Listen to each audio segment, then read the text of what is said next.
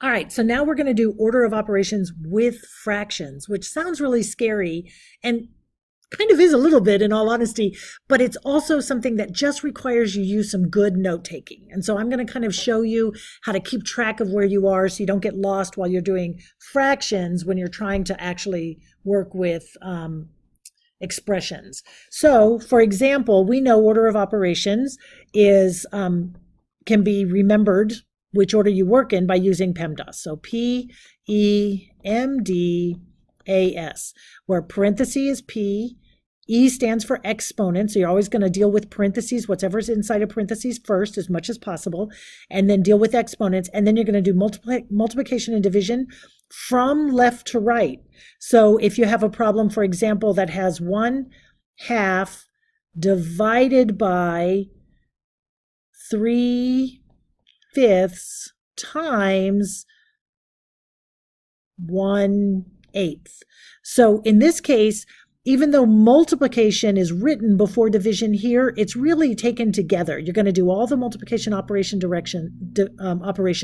but you're going to work from left to right. So in this case, you're going to divide first because that happens first. And then after you get whatever that result is, whatever that is, I might do this example over here in a minute. Whatever that result is, then you're going to multiply that by 1/8, and then you can combine the multiplication. And the same thing for addition, subtraction. So just because you're dealing with fractions, nothing else changes with the order of operations part of what you're doing. Only thing that changes is your fraction part. So let's go ahead and do this example. You have 1/2 divided by 3/5 times 1/8. So the first decision is that you're going to do the division first. Now, you can work down the page by doing whatever operation changes or reconfiguring you want to do here, but I find working with fractions is easier if I remember that's what I want to do, and then I use a little arrow or a caret, which just says I'm going to show my work over here, and then I'll come back and report my answer. So instead of thinking about the whole thing, I only think about 1/2 divided by 3/5. And remember, the rule for dividing fractions means that you keep the numerator and flip the denominator. Now, sometimes when you have a division symbol, it's hard to tell which one you have. Not a problem, just rewrite it. 1/2 divided by 3/5, and it's right in the language. 1/2 division bar 3/5. So 1/2 division bar 3/5. Now, a little hint, it's often difficult to tell, especially if you're dealing with a whole number and a fraction, what belongs where what's the numerator, what's the denominator, and what divides it.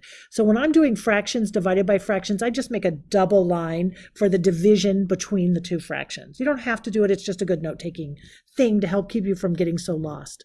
So then this is the same thing as 1/2 the numerator. So you're going to keep the numerator, change the whole thing to multiplication, and just flip the denominator. So instead of 5 being on the bottom, 5 is going to be on top, and 3 will be on the bottom. And now it's just multiplication. 1 times 5 equals 5, and 2 times 3 equals 6. So all of this is 5/6.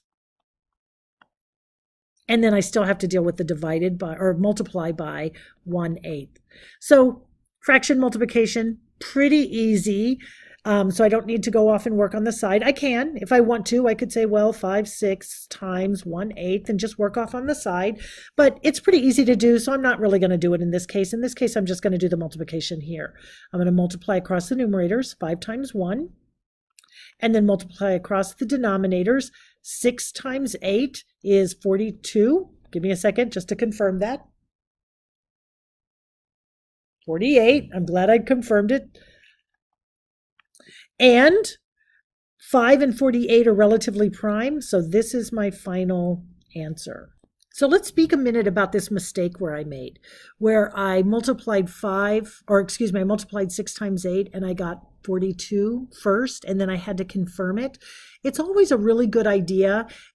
Sometimes you'll be weak on certain numbers, and I know that I'm weak with 8s. For some reason, I must have been sick on that day, or I don't know, but for some reason, dealing with 8s in multiplication, are hard for me. I know them, but I have to put more effort in than with other numbers.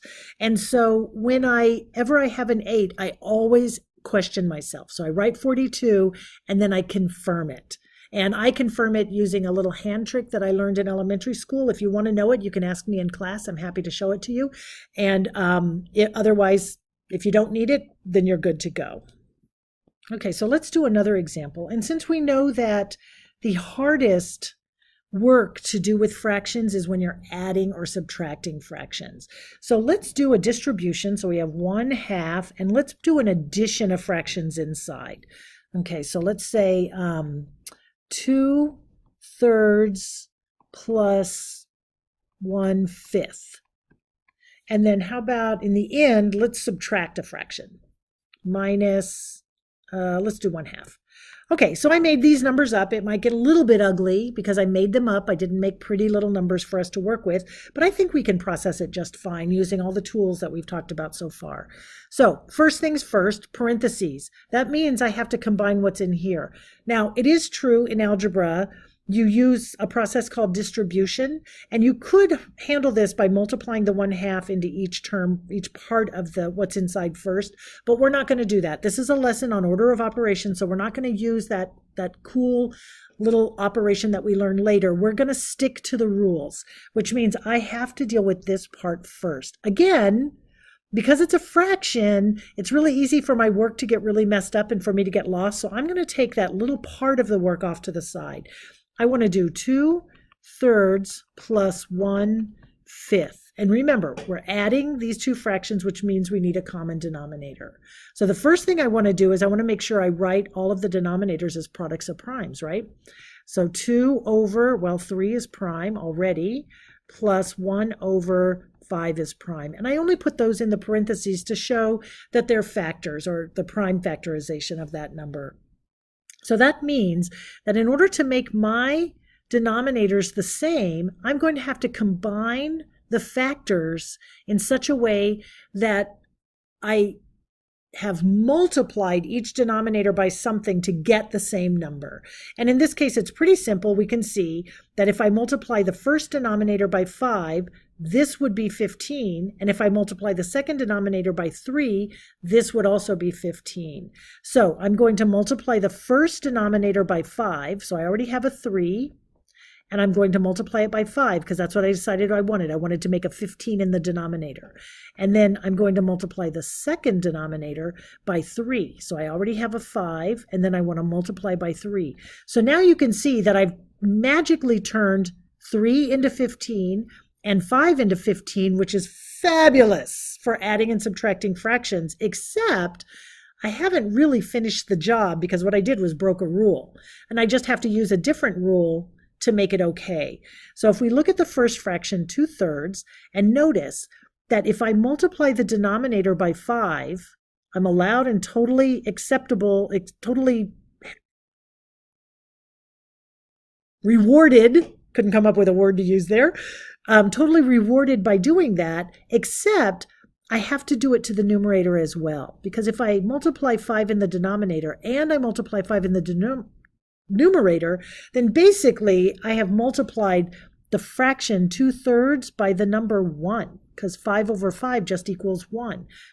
Any number multiplied by 1 is the same number. So even though I'm going to make it look different, I really just have the same number, the same value, I've just made it look different. And the same thing on the other side. I want to ask, well, if I multiply 3 into the denominator, what do I have to multiply into the numerator so that I get the same value when I'm finished? Well, again, 3 in the denominator, 3 in the numerator just equals 1. 3/3 is a way of writing 1. Put those together. 2 times 5 is 10. Over 15, that's what we were looking for, that's what we got. And then 1 times 3 is 3 over 15. And now I have the same value in the denominator, which means just add the numerators across. 10 plus 3 is 13/15.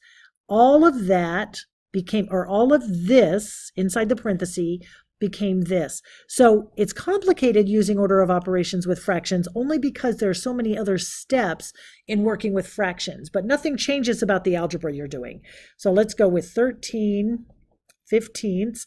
And then I finished working with this part, so I just have to bring everything else down.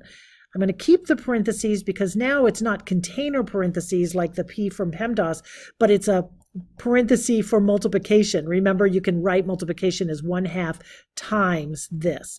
And so now my parenthesis is about multiplication and then minus 1/2. So again, I'm going to look at PEMDAS. I have a multiplication here and I have a subtraction here. PEMDAS tells me I have to do the multiplication first, then the subtraction. So multiplication would just be 1 times 13 and 2 times 15, 30, minus 1, I wrote 13, I meant 30, minus 1/2. Okay, again, got a little bit of work to do because it's addition subtraction. So I have 13 over 30 minus 1/2. Well, the simple thing, and I'm going to do it not longhand this way where I wrote it all out, I'm going to do the quicker way, which many of you have seen before, and it's certainly okay for you to use it. As long as you understand what you're doing, it's okay to use the shortcut. So the quicker way that I'm going to show you is I noticed that 30 is, well, let's not look at the 30 first. The smaller number can be multiplied by one thing to get 30. So I can multiply 2 by 15. 2 times 15 is 30. This denominator is 30. This denominator is 30. I'm golden, except remember, I'm really looking to multiply 1/2 by some form of 1. And the form of 1 that I'm going to use is 15 over 15. So now I get 13 over 30 minus 1 times 15 over 2 times 15. Same denominator. All I have to do is the operations in the numerator, the 13 minus 15. 13 take away 15 is -2. And 30 in the denominator. Now, I haven't expressly said this before because I noticed right away and I didn't maybe say it, but 5, 6 is relatively prime, so I was able to take that number and put it right over here. I didn't do it here, but let's see this. 13/15 is relatively prime, so I took that number and put it here. But in my head, before I did that, I asked myself, is there a way to reduce this? And in fact, there is. Is there a factor of 2 that is also a factor of 30? And in fact, both numbers divide by 2. And so the shortcut way to do that is to say, well, I know in my head, right? So I'm going to do a little thought bubble. I'm going to divide both of these numbers by 2. And then I can do it. If I divide the numerator by 2, I get -1. And if I divide the denominator by 2, I get positive 15. So my final answer in this problem is 1/15, and the whole problem is negative because I only have one negative in the problem, and I'm going to write it out front. So my whole answer, or my whole final value for this initial expression is -1/15. So order of operations with fractions is exactly the same thing as order of operations with numbers, except you need a way to handle that the work can get kind of ugly. And since we have a way to do fractions, just move it off to the side and treat it like a simple fraction problem and not worry about the order of operations part yet. So this is the algebra down this side of the page. This is all algebra. If you turn in an algebra problem and all you have is this part, please don't put things in boxes. I'm doing that to make an example. Don't do that when you turn in lessons. But if all you have is this on your paper, except you want to also include this bottom part down here. If all you have is this on the paper, you are 100% golden when it comes to algebra. The rest of this arithmetic is just your scratch work area. Put it off to the side. And you can leave it on your paper or do it on a piece of scratch paper. It doesn't really matter. The advantage to putting it on your paper is if you make a mistake here and I don't have work to look at. So if you make a mistake here and I look over here and I see it's a simple mistake, I might not count any points off. But if you make a mistake and I don't have anything to look at, I don't know how you got that. Maybe you guessed. And so I can't give you any credit for that problem. So it's always a good idea to give me your work, because then if I need to know how you got there, I can go over here and evaluate what you've done and maybe say, oops, be careful. And whatever you did. So it's a good idea to show your work. And a good way to do it is to just make this little caret so it's off to the side and it doesn't mess up your algebra.